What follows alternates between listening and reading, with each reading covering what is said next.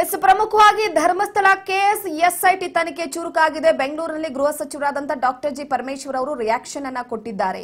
SIT ಅಧಿಕಾರಿಗಳು ಪ್ರಕರಣವನ್ನ ಗಂಭೀರವಾಗಿ ಪರಿಗಣಿಸಿದ್ದಾರೆ. ಹಾಗಾಗಿ ಈಗಾಗಲೇ ಸೂಕ್ಷ್ಮತೆಯನ್ನ ಕಾಪಾಡಿಕೊಳ್ಳಲಾಗಿರುವಂತದ್ದು ಎನ್ನುವ ಮುಖಾಂತರವಾಗಿ ಗೃಹ ಸಚಿವರಾದಂತಹ ಡಾಕ್ಟರ್ ಜಿ ಪರಮೇಶ್ವರ್ ಅವರು ಹೇಳಿಕೆ ಕೊಟ್ಟಿದ್ದಾರೆ. ಧರ್ಮಸ್ಥಳದಲ್ಲಿ ಎಸ್ಐಟಿ ತಂಡದಿಂದ ತನಿಖೆಯನ್ನ ಚುರುಕಾಗಿ ನಡೆಸಲಾಗ್ತಾ ಇದೆ. ಅಷ್ಟೇ ಗಂಭೀರತೆ ಇರುವಂತಹ ಹಿನ್ನೆಲೆಯಲ್ಲಿ ತನಿಖೆಯಲ್ಲಿ ನಾವು ಯಾರು ಕೂಡ ಮಧ್ಯಪ್ರವೇಶ ಮಾಡಲ್ಲ ಅನ್ನುವ ಹೇಳಿಕೆಯನ್ನ ಪರಮೇಶ್ವರ್ ಅವರು ಕೊಟ್ಟಿರುವಂತದ್ದು ಗೃಹ ಸಚಿವರು.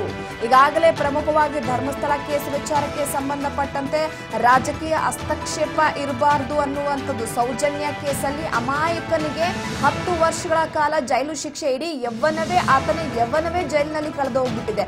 ಸೊ ಹಾಗಾಗಿ ಅಂತ ರೀತಿ ಮರುಕಳಿಸಬಾರದು.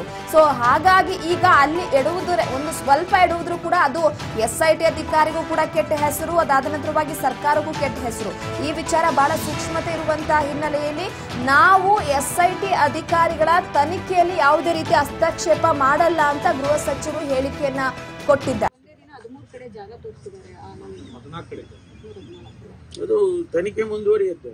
ನಾವು ಬಹಳ ಗಂಭೀರವಾಗಿ, ನಾನು ಮೊದಲೇ ಹೇಳಿದ್ದೀನಿ, ಇದನ್ನು ಬಹಳ ಗಂಭೀರವಾಗಿ ತಗೊಂಡಿದ್ದೇವೆ. ಎಸ್ಐಟಿ ಅವರು ತನಿಖೆಯನ್ನ ಮಾಡ್ತಾ ಇದ್ದಾರೆ.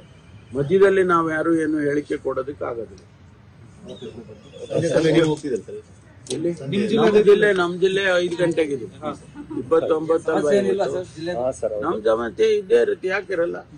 ಅರೆ ನಮ್ಗೂ ನಮ್ದು ಕ್ಷೇತ್ರ ಅಲ್ವಾ?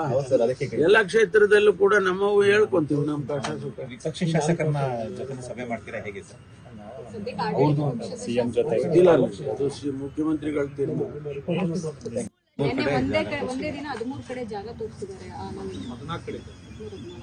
ಅದು ತನಿಖೆ ಮುಂದುವರಿಯುತ್ತೆ.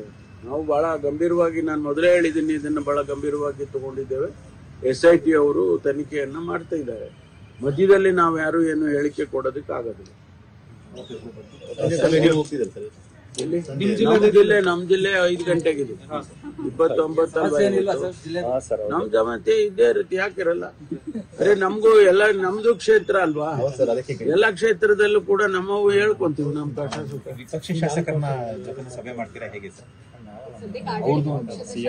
ಇಲ್ಲ, ಅದು ಮುಖ್ಯಮಂತ್ರಿಗಳು ತೀರ್ಮಾನ.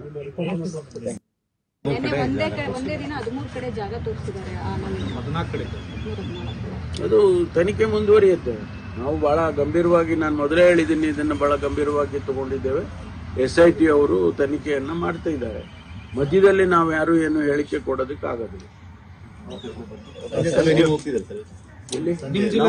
ನಮ್ ಜಿಲ್ಲೆ 5 ಗಂಟೆಗಿದೆ, 29 ನಮ್ ಜಮಾತೆ ಇದ್ದೇ ಇರುತ್ತೆ. ಯಾಕಿರಲ್ಲ? ಅರೆ ನಮ್ಗೂ ನಮ್ದು ಕ್ಷೇತ್ರ ಅಲ್ವಾ? ಎಲ್ಲಾ ಕ್ಷೇತ್ರದಲ್ಲೂ ಕೂಡ ನಮ್ಮವು ಹೇಳ್ಕೊಂತೀವಿ ನಮ್ ಕಷ್ಟ ಸುಖ.